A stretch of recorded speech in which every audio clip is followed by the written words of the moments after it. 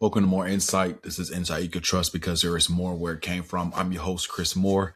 Make sure you like, make sure you subscribe, make sure you sign up to be a member, support the channel, support what we're trying to do here.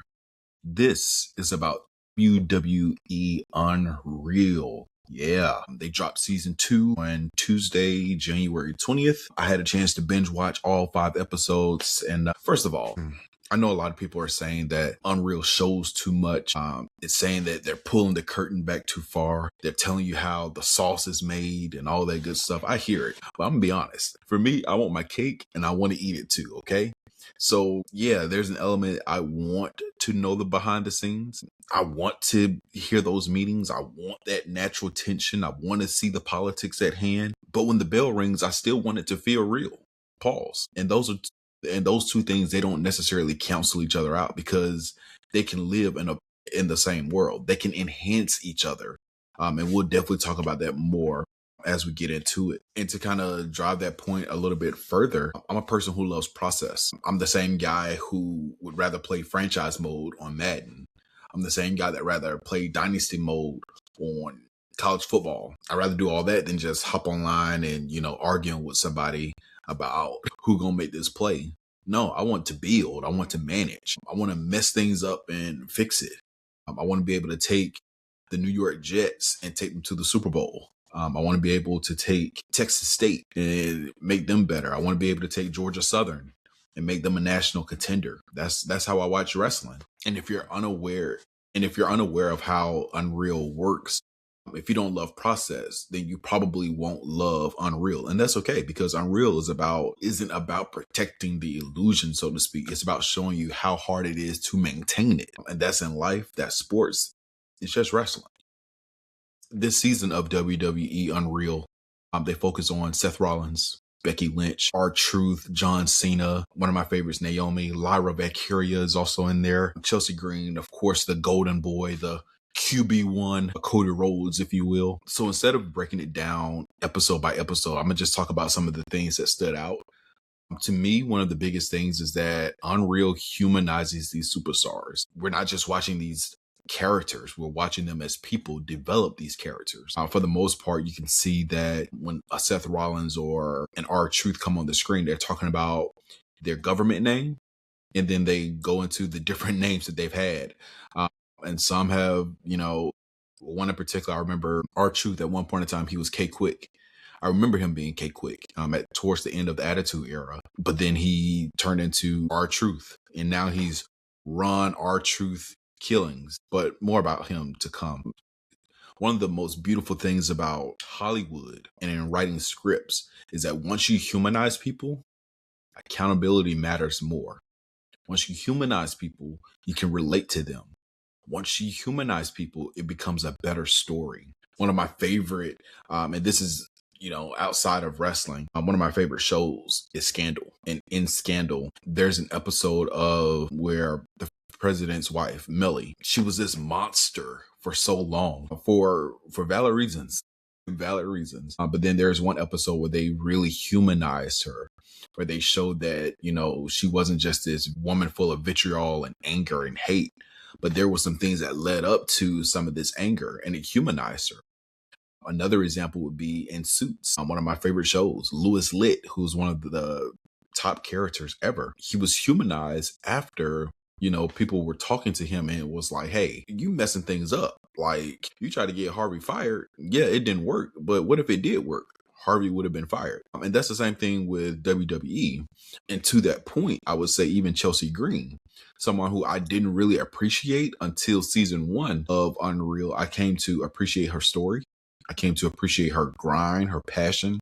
I mean, the girl works. I mean, not even the girl, the woman works. And I can't take that away from her. Another person that it makes you draw sympathy for is Seth Rollins. Have I been a big Seth Rollins fan? Not per se. I know he's a great wrestler. I'll never take that away from him, but he wasn't on my list of people like, I gotta see Seth Rollins. I'm gonna pay a ticket to go see Seth Rollins. Never been that guy for me, but to see him, he really puts the work in. And again, that's something I can't take away from him. The guy works. He's been consistent. He's Mr. Show Up, even when he's hurt. And that's one of the things that I love about Seth Rollins. He puts in that work. And speaking of work, speaking about humanizing people. A lot of people on a lot of people on Beyonce Carter's internet have been talking about LA Knight. Now I know we have the whole, let me pull out the violins for those people. I know a lot of you all are talking about LA Knight and, why did Triple H have to talk to him like that? Let me tell you something. LA Knight, look at me when I say this. I'm going to hold your hand as I say it. You're going to clutch your pearls. You're going to be ready to rip up your shirt Hulk Hogan style.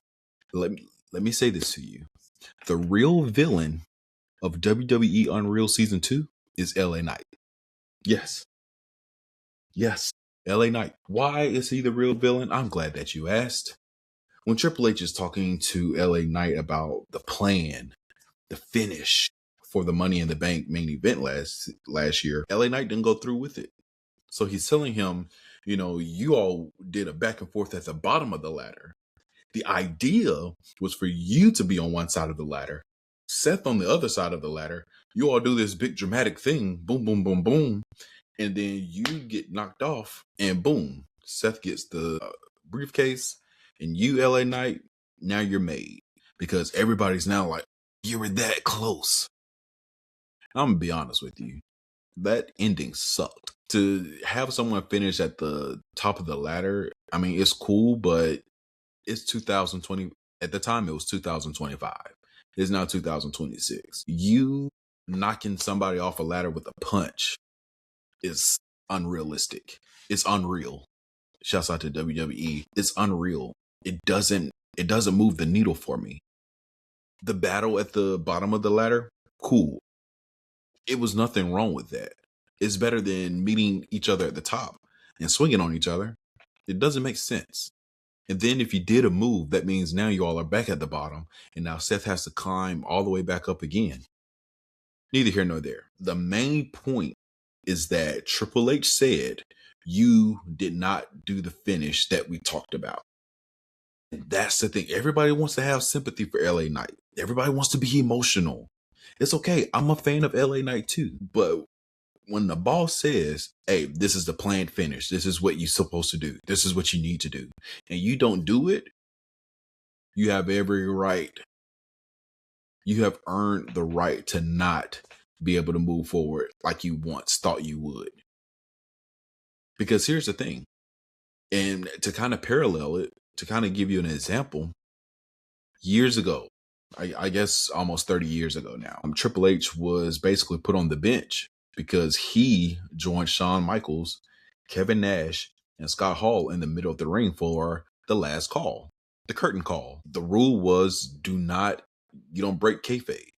The rule was you don't go out there and just do that kind of stuff that breaks all the wrestling rules. So essentially, Kevin Nash, Scott Hall, they go off to WCW. Shawn Michaels takes time off, but Triple H had to deal with not following the rules. So what did they do? They put him on the back burner. They put him on the boo-boo list. Here's the same thing that happened to LA Knight. He did not do the finish that was talked about. So what happens? You get to the back of the line. If you can't listen to me when I'm trying to help you ascend, how are you going to listen to me when you get there? Come on. Trust me, I want to see him win. I understand the clock is ticking. This man is 40 plus years old. I know the crowd is behind him. But at Money in the Bank, he did not do the finish that was planned. And the internet in the internet going crazy talking about, oh man, they did him dirty. He deserves better. I feel bad for LA Knight. Why is Triple H talking to him like that? Keep that same energy. It is very possible that you can root for someone and still hold them accountable. Hello, Josh Allen fans. Hello, Josh Allen fans. It's okay to say my quarterback did not play good, and you can still be a fan. Lamar Jackson fans, you can say that my quarterback did not play good, but I still am his fan. Let me make it personal for y'all. This person that I'm with, this person that I'm dating, this person that I'm married to, they did something that really irritated me, but I still love them. See, sometimes you got to put things where people are for them to understand. I hope I placed it where you could reach. This is grown. This is adulting. Okay. This is adulting. You can't just go rogue. You can't go into business for yourself on a premium live event.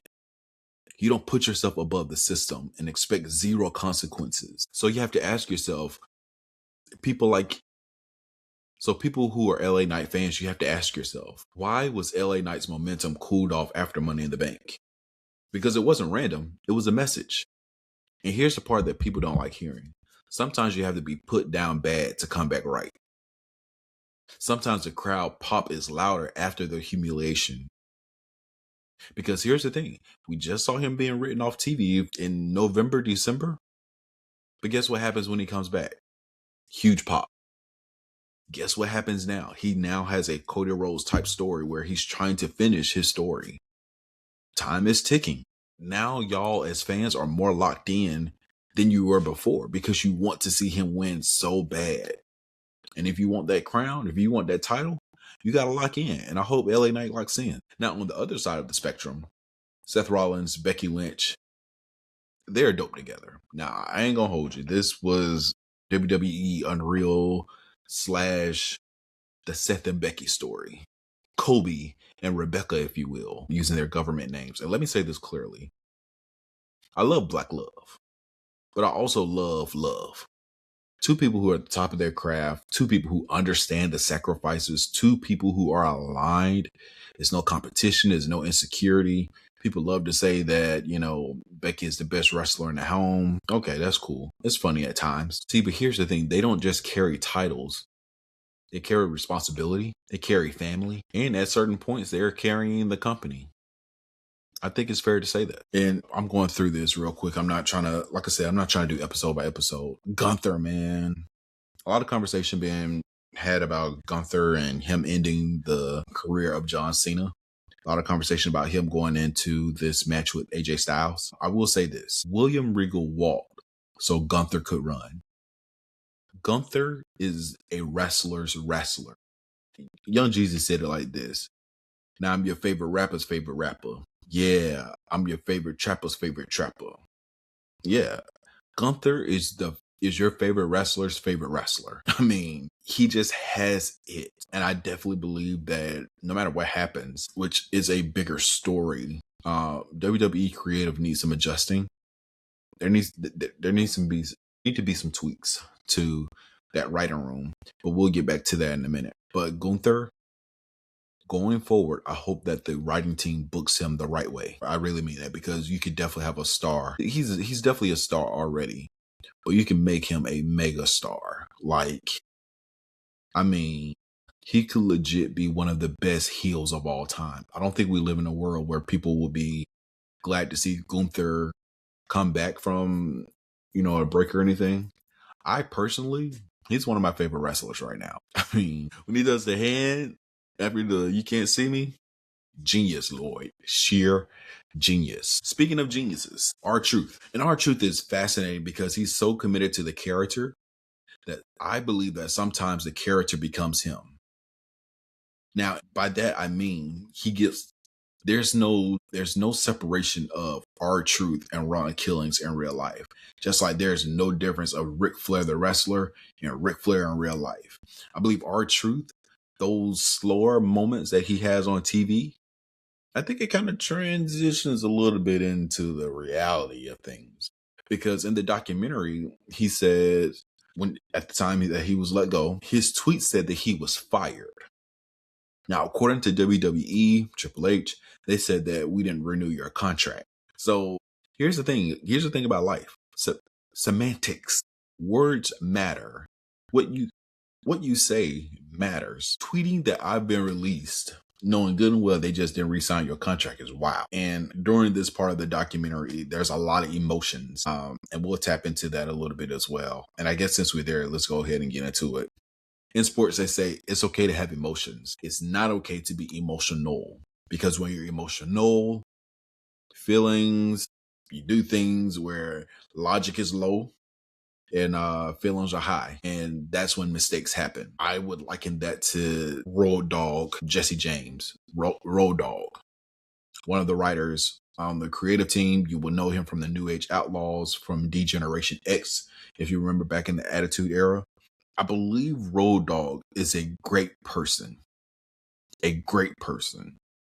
I don't think he's in the role that he's supposed to be in. Not to say that he shouldn't have that role, but not right now. There should be some more, groundwork put in, because right now he's co-lead of SmackDown, and for a while SmackDown was terrible, just hard to watch. And just to see Road Dogg in those writing rooms, and he's not even able to pitch an idea. And then he gets frustrated saying that, I'm tired of pitching ideas because everything's getting shot down. And the thing is, Triple H is just asking him questions like, why does R-Truth want to cut his hair? Well, your response should be, well, because he's been known as a funny guy for so long, he wants to be taken serious. So that's why he wants to cut his hair. And Triple H even voiced the opinion saying that, sometimes Road Dogg gets caught up in the story because of his personal feelings. And to me, that's okay. Have your feelings, but you can't allow your feelings to cloud your judgment. You got to leave your feelings outside the door once you get in that writing room. You got to put it on. It's time. What are we doing here? And just playing on emotions. A national treasure, Naomi. Naomi is someone that I'm just absolutely proud of. Trinity Fatu, girl, do your thing. I mean, to be a part of the company, Trinity came in as a dancer, just doing entertainment spots on Raw and SmackDown or whatever, And it turns out, that she has some talent. She could wrestle and she could go. So they talked about her story with Sasha Banks, how they walked out of the WWE due to creative differences. And they laid it out perfectly. I mean, I didn't know the exact match that made her walk out, but when they talked about it, it made sense. Now, there is a part where Michael Hayes says that, you do the job. I mean, you can say that. I mean, but at some point in time, you have to stand up for what you believe in. And I'm glad that she did that, because it allowed her to be her own person. It allowed her to stand on business. And while she left the company, it allowed her an opportunity to come back in, because when she came back in, she started cooking. And she got with Jade. She got with Jade Cargill. She got with Bianca Belair. And they became the Destiny's Child of WWE. And storyline wise, Naomi and Jade got into a rivalry. Naomi turned heel. And that young lady was cooking. I mean, to immediately have the mindset, hey, I got this briefcase. Let me change it up. Can I change it up? Can I put some caution tape on it? Genius. Sheer genius. I love to see people tapping into their art and their craft. It makes me happy to see that. And now that Naomi has taken a leave due to pregnancy, definitely praying for her. Definitely praying for Big Jim. Pray that they're well in their health. Can't wait to see her back. She matters to what this business is about, and she matters because of what she brings to the business. Speaking of bringing to the business, one of the characters I like the most, or one of the producers I like the most, is Abyss. That's his former ring name, but his name is actually Chris Parks, and he's a master producer. I hope that he gets the affirmation that he's looking for, and I hope that he continues to grow. Because he gets it. He gets the business. And it appears that Triple H likes him as well. I don't know so much about Bruce Pritchard, but that's a different conversation in itself. But I mean, for Triple H to be like, hey, dude, it's not your fault that their match went longer than expected. You're not in the ring. They are. They're doing the spots. We can't go out there and do the spots for them. I mean, I think that was really big. And I think Chris Parks will do really well. Shouts out to Paul Heyman, man. Paul Heyman is it gets no better than Paul Heyman. You're talking about somebody who's been in the wrestling business for longer than I've been alive. And he just gets it. I mean, I spoke earlier about R-Truth and Ric Flair, how they just get lost in the character. Paul Heyman is Paul Heyman all the way around. I think even at home, he's still Paul Heyman, the character. Because the way that he talks in this documentary, how he talks in Unreal is, hey, I don't like this show because of how I was raised, how I was brought up. You don't talk about the secrets. Now, you can depose me and I'll answer questions truthfully, So he's giving you Paul Heyman all over again. And then even the answers that he's giving, as far as like when Seth Rollins does the surprise at SummerSlam, he's not so much letting you in on the magic, he's letting you in on the thought process. And that to me is the beauty of Paul Heyman. That's why he's a GOAT. One of the best to ever, one of the best wrestling minds ever. Ever. There's no doubt about it. The ending of the season ends with Seth winning the belt, cashing in at SummerSlam against CM Punk. Cody also beats John Cena to get the belt. They didn't really touch on the heel turn, which tells me everything I need to know. Season 3 is about Cena's last run, so I'm pretty sure they will talk about the heel run just a tad. I'm pretty sure they're not trying to talk about it too much. One quick thing, Jelly Roll, man. I don't know any of his music. However, Jelly Roll definitely put in that work to perform at his highest level for WWE. And I believe it painted a really good picture between Jelly Roll and Pat McAfee about celebrities being in the WWE and what it takes to be a part of the show. I believe what they're trying to do is recreate a narrative. I'm not in a bad way, recreate a narrative that celebrities are welcome, but just know that it takes work to do what we do. Shouts out to Travis Scott. If I never see Travis Scott in a WWE ring, I won't be upset. But outside of that, Jelly Roll made a commitment to lose weight. One of the things that stuck out to me was that he said in the 2024 SummerSlam, it took 2 men to help him up. And he said at that moment, he knew it was time to make a change. And if you go to his Instagram right now, there's a picture of him on the cover of Men's Health. And the guy, he's amazing, man. It's a great story. I'm all about the stories. It's a great story to hear that he lost his weight and maintained his weight. And that was because of the WWE.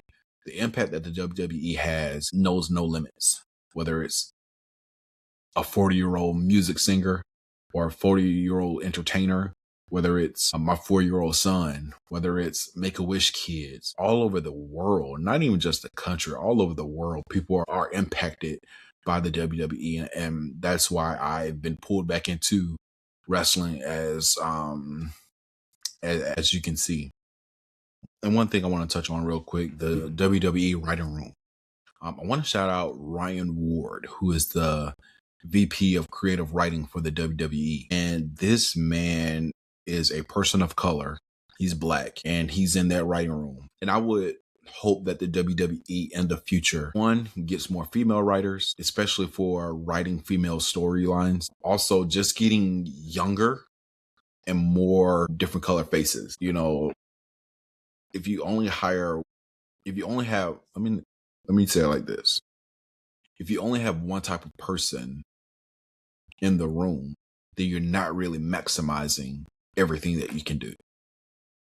So of all of us, and I'm not making this a race issue at all. This is not a race issue. This is not a race conversation. But what I am saying, I need you to listen to me. If 8 people on the team are white and they have similar backgrounds, you're going to get similar perspectives. You're going to get similar views.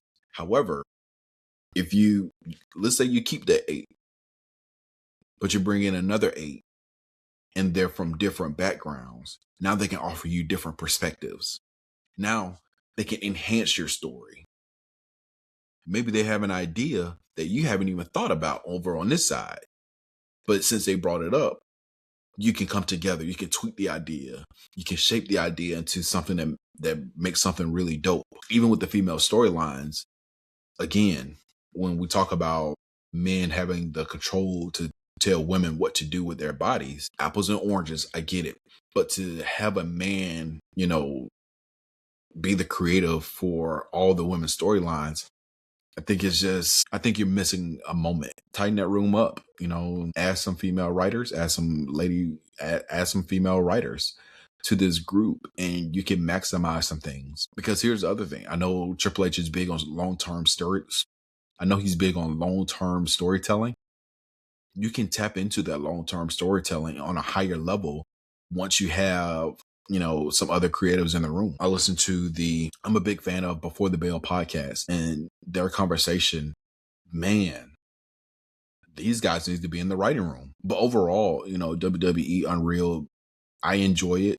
I enjoy the behind the scenes. I enjoy what they allow us to see. because of course with wrestling, we don't know how the sauce is made. I don't think WWE Unreal shows you how the sauce is made either. I mean, you see some things, but I don't think it takes away from the story. So I appreciate Netflix, WWE, Triple H, the whole creative team. I hope that you all do get better. I hope that the product becomes better. And I hope that these prices become more affordable for these tickets. So again, make sure you check out season 2 if you're into that kind of thing. Also, make sure you like, make sure you subscribe, make sure you drop a comment for me. Make sure you hype up the video if you can. Be Unreal was pretty dope. I can't wait for season 3. Season 3 drops summer of 2026. Cannot wait to see how they do John Cena's last run. I'm your host, Chris Moore.